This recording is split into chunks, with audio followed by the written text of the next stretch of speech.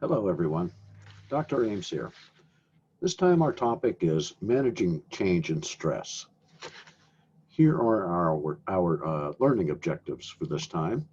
We'll just talk in general about forces of change, the types of change, one particular model, Lewin's model, systems model of change, and so forth. And then how we create change through organizational development, um, how to recognize and manage resistance to change, and some different strategies to do that.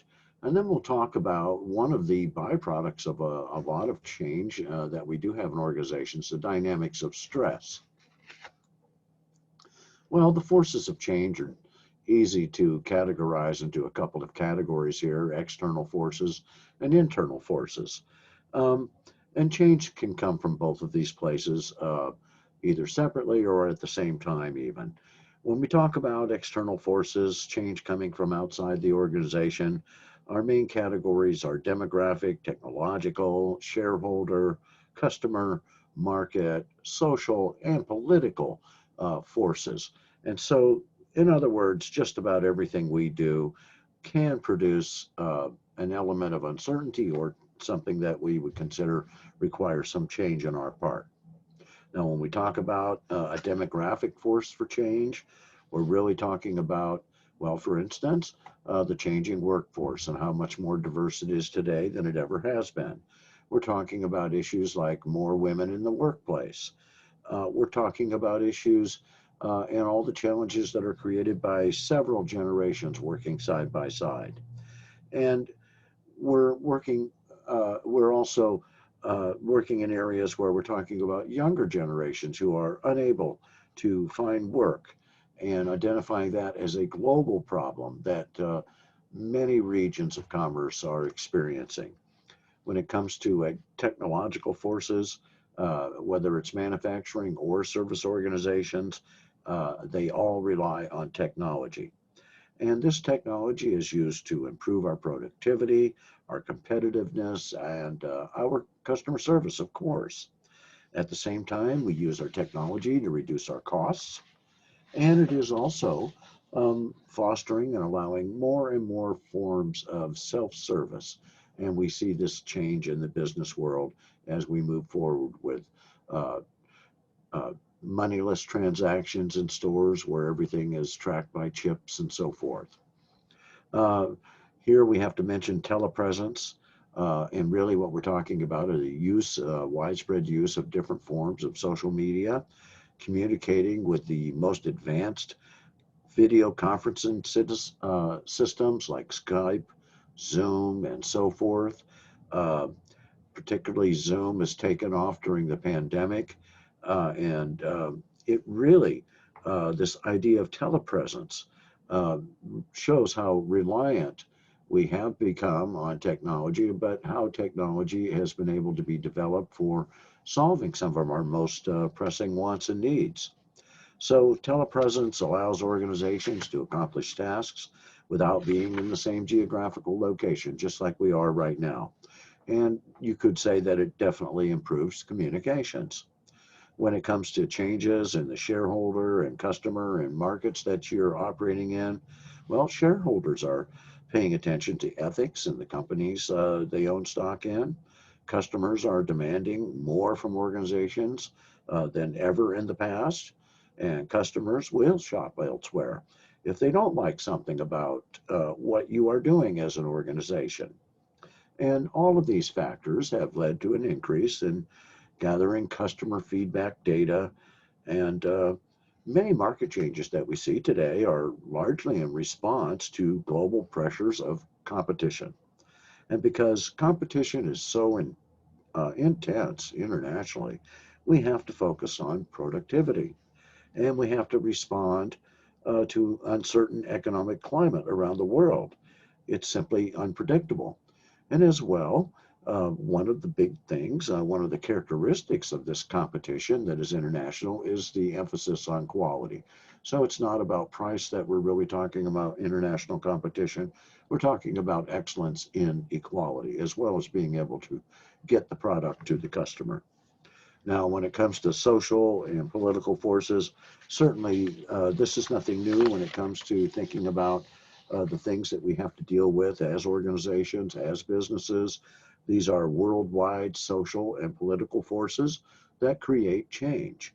And these forces are a response to things that are happening in the world, like climate change, like the pandemic, like the rising cost of energy around the world, like the loss of natural environment, and environmental pressures really of all types, the health of the oceans, uh, and the melting of the poles and so forth. And then by the same token, political forces can create substantial change. Wars certainly cause economic uncertainty, but so does the threat of war uh, create uncertainty. Now, some would say it also creates opportunity, but it's of a different type, certainly. And another trend that we see, an external trend, is that we see an increased use of consultants and experts of all types to help organizations understand what is going on in the external environment. Now, when it comes to the internal forces, a lot of times it's related to our human resources, and this can include a lot of things such as job satisfaction or lack of job satisfaction or even job dissatisfaction.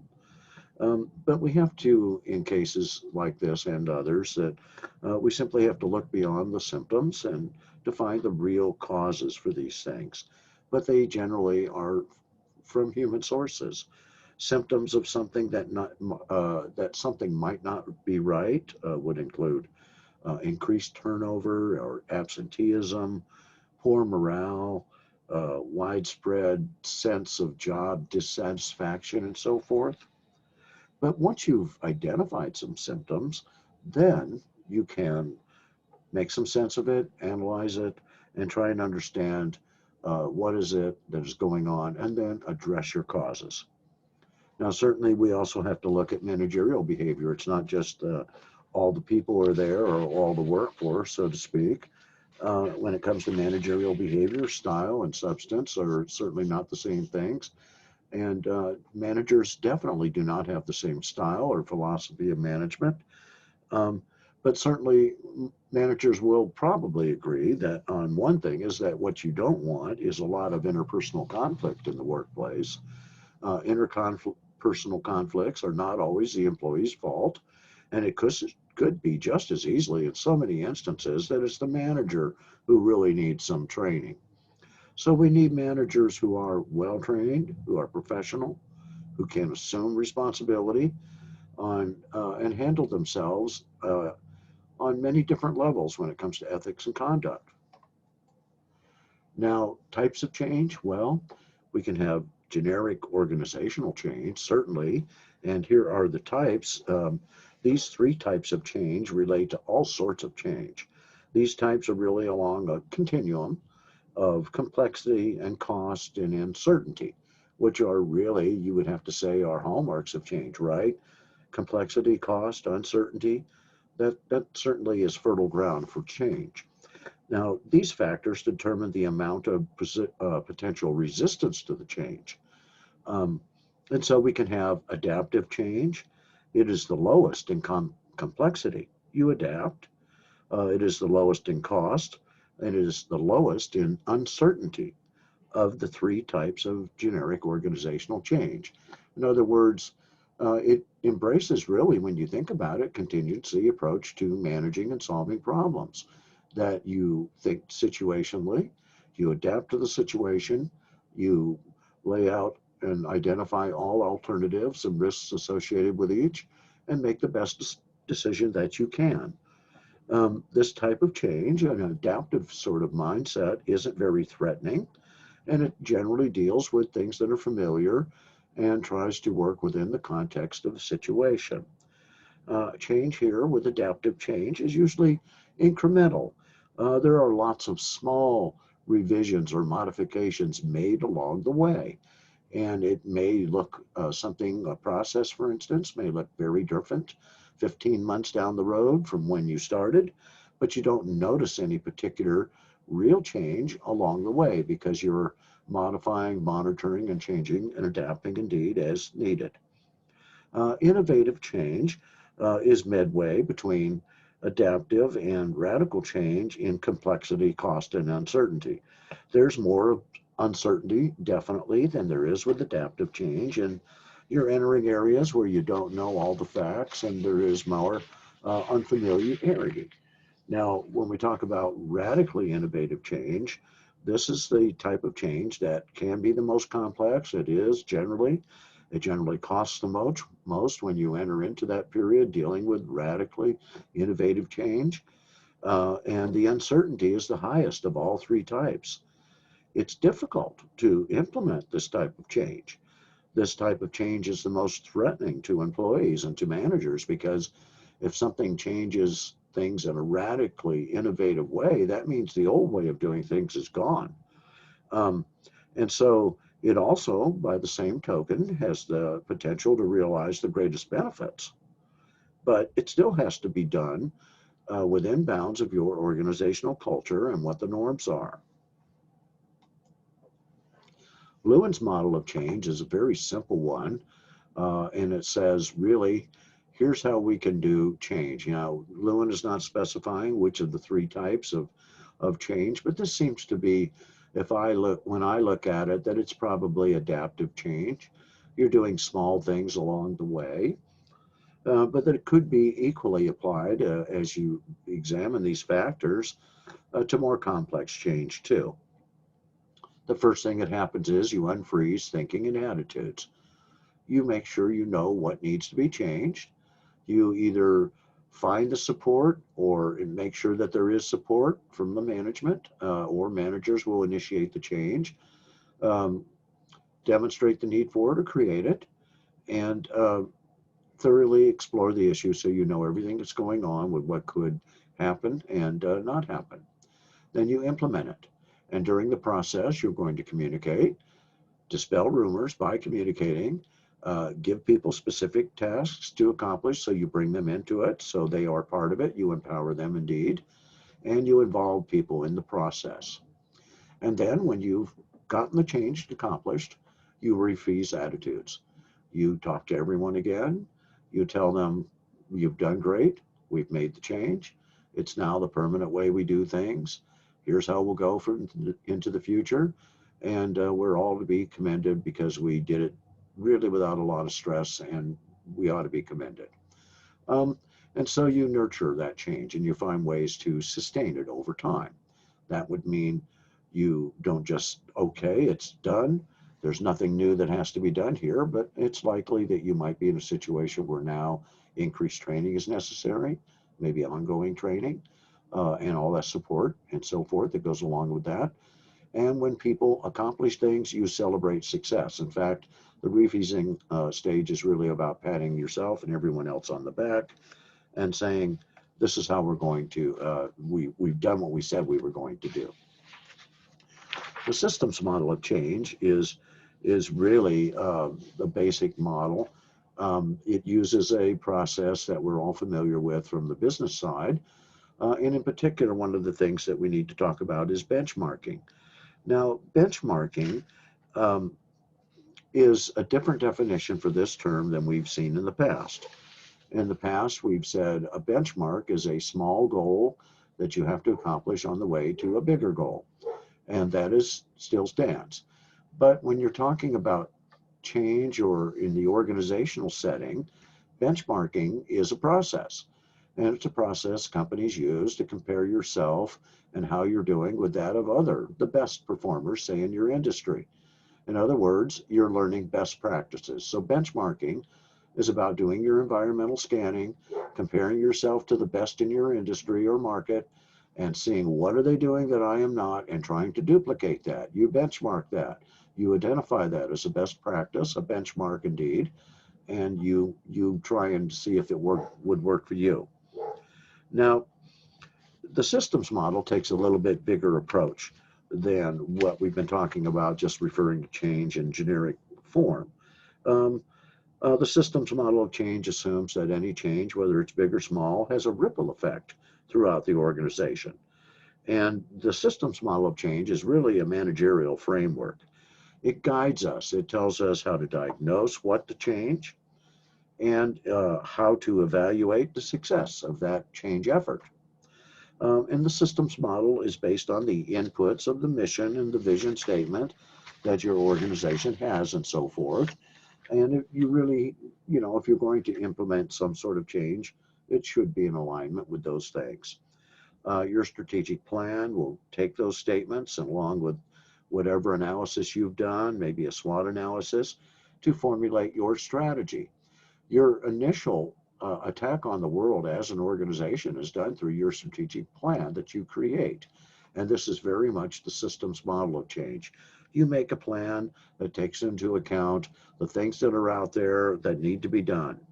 And so you're talking about not just the different elements of the organization, but also the organizational design, the people, the processes, and all the social factors that are involved. And the organizational outputs are going to be generally a product or a service or the results of some change activity going on in the organization. Well, the field of effort that we really do specific on purpose, so to speak, change is through organizational development. These are planned efforts. They don't happen by just the everyday work. We end up into one direction that results in some change. We plan to do these things. And smart organizations are always looking into the future and making sure that their development is along a planned effort that helps the different departments all work towards the same goal that are the goals that are listed in the strategic plan. And how do we do this? We use behavioral science principles. And we talk about this in many parts of business administration courses and so forth, understanding a little bit about individual behavior and then understanding group dynamics and so forth, and then applying those things that we know to be true and using that knowledge as tools to help us make the best decisions when we're changing something or we're putting together a new effort. So OD, as they call it, is a real broad-based approach. It's just meant to help individuals work together and develop personally while pursuing the organization's goals. That's really what it's all about. But you use behavioral science knowledge along the way. You just use all the tools at your disposal. So sometimes we do have what's called a change agent, one person who happens to be that catalyst who sort of sets things in motion. Sometimes they help an organization to realize they need to do some organizational development, that there is something out there that they need to be doing that they're not. And quite often this change agent is a key mover in that effort. And it happens all the time. Sometimes by careful planning, at other times someone comes along with a lot of knowledge of a certain topic and information to back up how effective it is, and who really advocates and demonstrates and so forth that something will work, a change agent. So we want to use our behavioral science knowledge. And generally, it is to solve problems that we run into in organizational development, whether it's a design problem or it's a interpersonal communications problem or a strategic problem or whatever it is. We're going to do these particular things in order to accomplish that. So we're going to first do a diagnosis. This is information gathering. This is finding out what the problem is and what are the causes. So symptoms are identified and causes of the symptoms are identified. And then we look to the various target elements of the organization to where that problem exists and how we can best deal with it.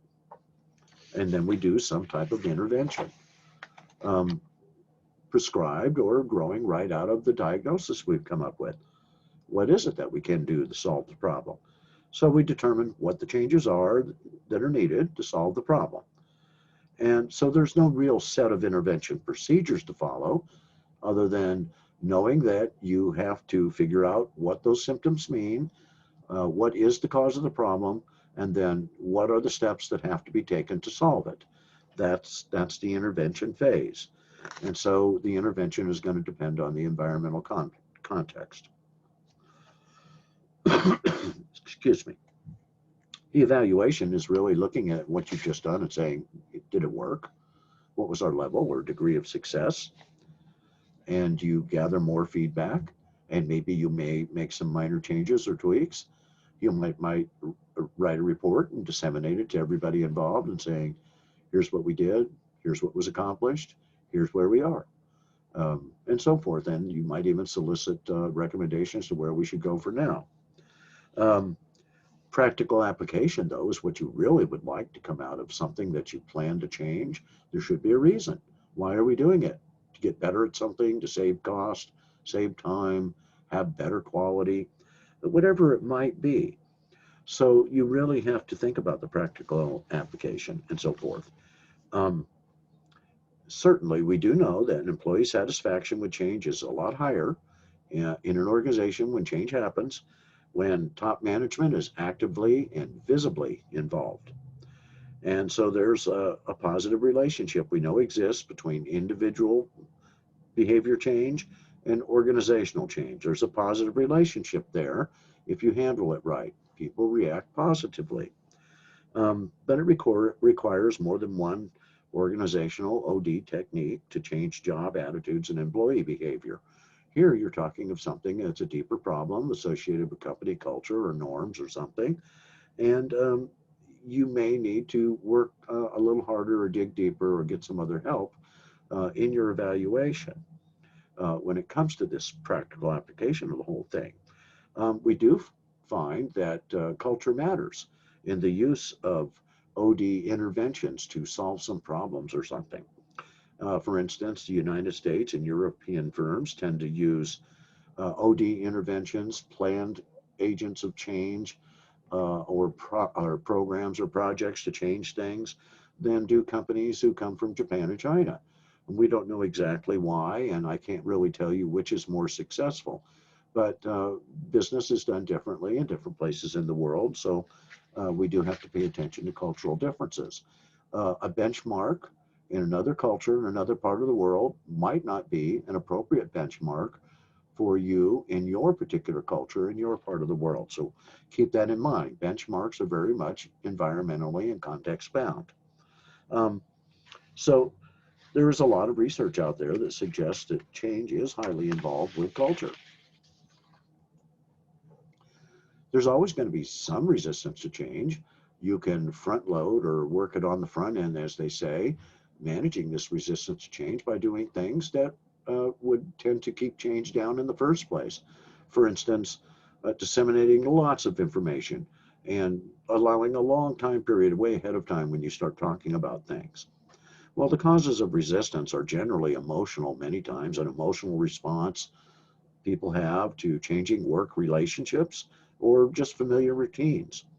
And resistance to change, of course, is along a continuum of behavior from uh, more trepidation and worry about it to none at all on the other end, and so forth, from passive, subtle resistance to overt resistance to change. Most of the time, you would say it's probably correct to view this as resistance is about individual perception too. Although we are influenced by our peers, our individual perceptions do matter. The characteristics, the recipients of change, well, recipient characteristics are people act in certain ways when they are involved in some change that affects them individually. And so some individuals, in this sense, are willing to accept more uncertainty than others. So we're talking about really differences in a person's predisposition to change in general. And people are different. So we should understand and assume as managers that when it comes to recipient characteristics, that people are going to maybe not all react the same way, that people are different. And, just the same thing. Some people are distrustful and suspicious of any change anytime. Uh, Other people are more flexible. They look at change as something that requires flexibility and adaptability. And we have to agree, I would hope, that resistance to change is also somewhat about the fear of the unknown. And so that's where communicating and disseminating a lot of information really does matter. you can dispel a lot of that. And this is particularly true if the change is a more radical one, a radical innovative change like I've talked about earlier. And for other persons, the same amount of change might represent something like a fear of failure scenario that they do not want to engage in or something. So depending on the situation, some individuals might view the change as a potential loss of status or job security. And so certainly those are reasons why we could see there would be resistance. And other times, people are worried about others. They're against the change because they feel will affect their peers, and they want to support their peers, even though they know that the change may not affect them directly. And this happens all the time in the workplace, people supporting each other. Sometimes people just refuse to change because they view changes in the past as having solved the problem already. They don't see the problem today. And so that's a failure of communication and information dissemination on the part of management if that happens. You have to clearly, like in Lewin's model, when you unfreeze the situation, you've got to tell people what the change is, why you're doing it, why it's important, what the benefits will be. Right when you start, you unfreeze it. Let them know what's going to happen. Now, change agent characteristics, and I've talked just briefly about these sorts of people. They have to be people who are perceived as fair, not really pursuing their own agenda.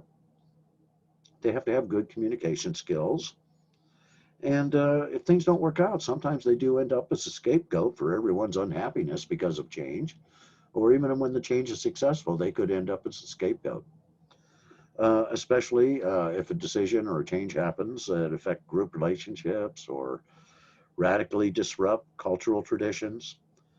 And then, of course, we can definitely have personality conflicts, or the timing can be poor when the change happens, or it can be the change agent has a difficult personality to work with. So you might agree with the change that they're pushing, or the idea, or the concept, but they just annoy you like they might others. These are human interactions, and these are things that you have to deal with in the workplace. So just knowing they exist and that they are a dynamic gives you a tool to begin learning from experience. So this entire process of managing change and resistance to change requires really good communication, and it requires effort. Now, we have alternative strategies for overcoming resistance to change. Excuse me. And you can see here, there's quite a few strategies. Certainly, it involves education and communication.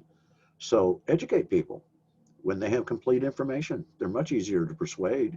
You can use rational persuasion, and it is the number one face-to-face technique for exchanging information. You can persuade them better when you give them complete information. The drawback is that sometimes educating and communicating takes some time. So that's why you have to plan ahead. Whenever possible, do your change with a very long time frame. Take your time, build up to it, but doing lots of information exchange in the beginning. Participation involvement generally means those who are involved in some way in that change procedure will become committed to the change along the way, and they will begin to contribute ideas that will be integrated in the plan. And we might need some facilitation and support along the way. We might have to convince somebody, for instance, on the committee or the workforce, when people resist, uh, when they have trouble adapting or adjusting to the new situation.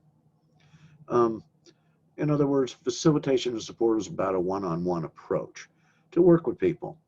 Instead of forming rigid walls, try and bring people in. Find ways to bring them into the process. These techniques are person to person, manager to employee, or manager to manager, and they can be time consuming and expensive, and they may still fail, but you have to try them. You have to work in a social fabric. That is the way it is in organizations, working with people. You may have to do a certain amount of negotiation and agreement. This is a strategy that may or may not be required. And we have to do negotiating and we're, to some agreement or to some end result when individuals or groups of people will clearly have a radical change that alters their landscape, changes their life as they know it in the workforce, in the workplace. Um, and we want to have as much of a mutuality of interest in these situations as possible. So we want to create win-win situations as much as we can to avoid a negative sort of connotation or avoid the distributive negotiation when we can really uh, avoid it by coming up with win-win scenarios. Um, we should try and avoid maybe the quick and easy solution because often these come back to breed discontent and come back to not really showing us that we haven't really solved the problem. So negotiations and agreement sometimes are part of a process of overcoming resistance to change, but we should be patient and thorough. When it comes to manipulation, it causes problems all along the line. Later on, it causes problems. Um, it may seem like you can solve the problem quickly using it, but it is not a real legitimate form of negotiation, manipulating people. And hard tactics like implicit or explicit coercion, hard tactics generally don't work. They don't work when you communicate, and they don't work when you try and convince people or build coalitions or bridges of trust. Sometimes you have to do it uh, because you have to act very quickly in emergency situations. But other than that particular scenario, using coercion, intimidation, um, relying on threats or authority, references to authority, is causes people to be alienated. It makes them very unhappy, and you're going to have a rise in dissatisfaction, no doubt about it. So you only use a coercive technique in an emergency, a very certain circumstance when the organization feels it has no other recourse. Um, all of these things related to change and managing change and so forth produce stress in the workforce. And there's a lot of research on this idea, this notion that our jobs are killing us. And in America and in the West in particular, we are undergoing a particular amount of health results that from stress that is directly related to our jobs. So as you can see here, stress is behavioral, physical, or psychological response to stressors. Uh, we can manage our stress, but we need to know what those things are that cause stress in organizations so we can quickly identify them and deal with them because maybe they are something that we need to apply this process of change to that we've just discussed. So we understand we probably can't eliminate stress. People are all too different and too really much deeper than that we could eliminate all their stress. But maybe we could control it a little bit and lessen it in our workforce and in our processes and the way we interact. And therefore, it would lessen the effects on us. So, what are the stressors? Well, they're the environmental factors that exist in any workplace. There are some great graphics in our textbook about this. Stressors are anything related to the job, the temperature of the room, the equipment you're using, the quality of the software, the timeliness of your response of your internet, the ability to make decisions. How fast do the decisions come? Are they important decisions or are they small decisions? What is your span of control? How many people report to you? How much non-administrative work do you have? In other words, paperwork, meetings, um, things like that aren't really your direct supervision of employees. These things are all stressors. And we talk quite a bit about all the stressors and so forth and fundamentals of management, of course. You will probably recall that we had coverage of all the motivational content and process theories and so forth. And we identify a lot of things in there when we talk about motivation that are the real stressors. And they come from all the areas that you would expect. They come from individuals themselves, their personalities, their attitudes, and so forth, their values. They come from groups that we have to work in, the norms, from the organization itself, its norms and spouse norms, and indeed the enacted norms that we express, and they come from outside the organization. What's going on in the world? Certainly, right now, there's a high level of stress, no doubt about it, around the world in organizations due to the pandemic and the ability to control it or not control it, and the devastating effects it's having on societies everywhere, not just in the US. Well, we handle our stressors and indeed our stress with a variety of coping strategies. If you know what your stressors are and the things that are totally making you, so to speak, freak out, to have high blood pressure, you develop conditions and so forth. Physical conditions are really high. We'll talk about some of those. Um, but control is to take charge. That's a sort of attitude. It's about being proactive, not letting things build up. You could take a psychological sort of detachment from everything. Scenario of you're not going to be involved on nearly any level when you're not at work. Try and shut it all off. Some people are able to do that. Many are not, though.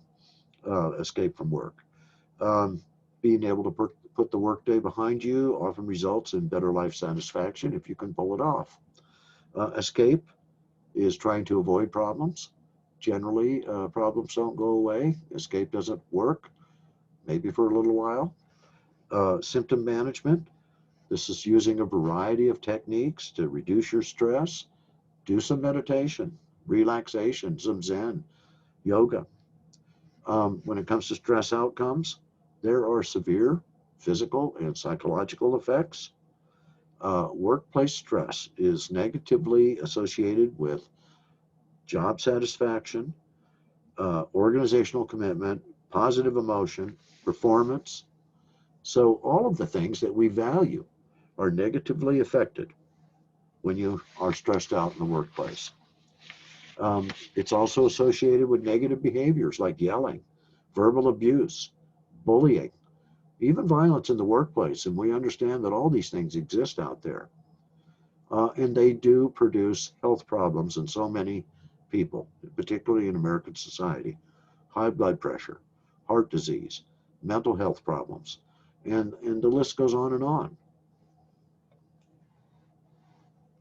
Here's a really good graphic that just throws a bunch of demographics at us. Let's just take a look at a survey from about 6 years ago.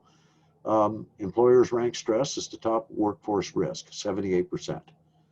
Uh, Biggest problem in the workplace causing problems for the employer's point of view, obesity, which actually is a completely societal problem, not brought on by stress, but brought on by what we know to be biological differences in people in metabolic rate and so forth. But it nevertheless is a problem. Lack of physical activity. Many of us, as we age, we don't do as well as we should. Poor diet, uh, and not just tobacco use, but drug use of all kinds, alcohol in particular. Um, Yet, even though employers say stress uh, is almost 80% the biggest risk to their workforce, 15% is all that say they spend any effort or money or time trying to improve the emotional mental health. In other words, lessening the stress of their employees or make it a top priority. Well, how do we deal with it? These are just techniques, and you can review these on your own. Breathing techniques, counting down, having to time out. Some may sound a little silly, but they are very basic human things. Sometimes, if you can just take a deep breath, you can stop yourself from saying something that you wouldn't say if you weren't stressed out. So, those are actions you can take. These are things that you should understand. You can't control everything. This is true. And then, really, is it really as bad as you think it is? Take a step back for a moment. Do your best. Don't try and be perfect, and accept that hey, sometimes you can only get close. Try and be an optimist instead of a pessimist. This helped me a lot personally. I used to be a terrible pessimist, but I'm feeling very much better now, as they say. Um, I really like to look at the positive side and how things can get better, and that maybe it's not as bad as I'm thinking.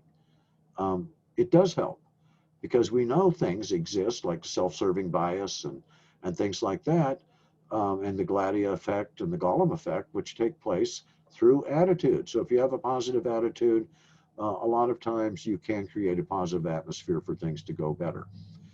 Find out what your stressors are really, triggers your anxiety. Well, really, we're talking about those stressors I just mentioned. Body, take care of yourself. Get enough sleep, eat right, try and reduce those vices, and don't forget to exercise. This is probably the number one thing that so many of us do that we don't seem to be able to remember to do when we get older. Um, you really do have to exercise. It helps a lot. There's quite a bit of research on it, reduce stressful symptoms and byproducts like health health effects if you exercise.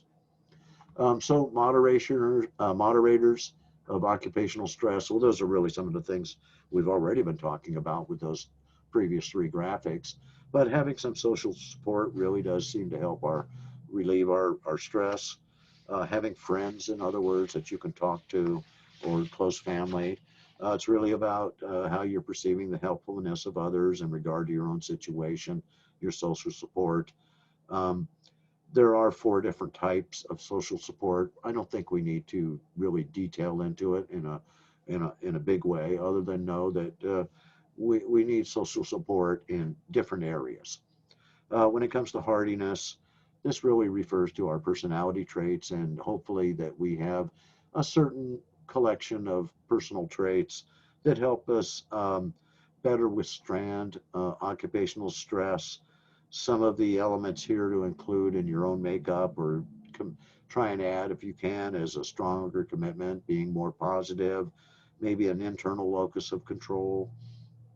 When it comes to type A behavior, it used to be they were the first person hired who got interviewed, who showed that aggressive, very go-get-it attitude. Today, they might be the last person hired. They're disruptive people, the ones that are the most type A. They get aggressively involved in a sort of repetitive cycle of wanting to do more and more and less time, and it's very frustrating to work with them. They create a lot of stress for themselves. They can't take feedback very well because they get stressed out quickly. Any criticism. Type A personalities generally do have more heart disease, often related to having a lot of negative emotions popping up all the time and so forth. So if you see a tendency to be a little type A in yourself, yeah, you just work on it. Nobody is all one way or the other. Generally, the people I'm talking about here are kind of at the extreme of the behavior continuum. A type A, really badly type A person. You know who these people are. You've encountered them before. None of us can really be around a type A person for long. Let's put it that way, right?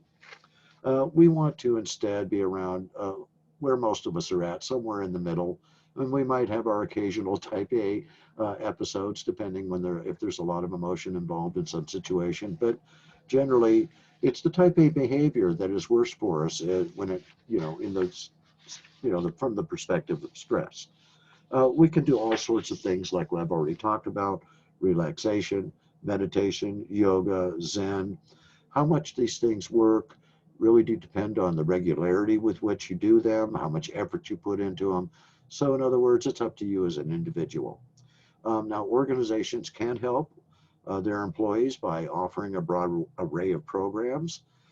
Some examples of this are programs like generally related to health or mental health, quite often, smoking cessation, substance abuse counseling, providing funds for a limited number of counseling sessions for marital distress or personal anxiety, a real total array of programs that can actually help people to reduce their stress when they've identified it coming in a particular area.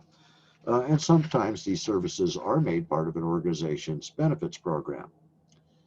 Okay, folks, that's all I wanted to talk about this time. I'll talk to you again soon.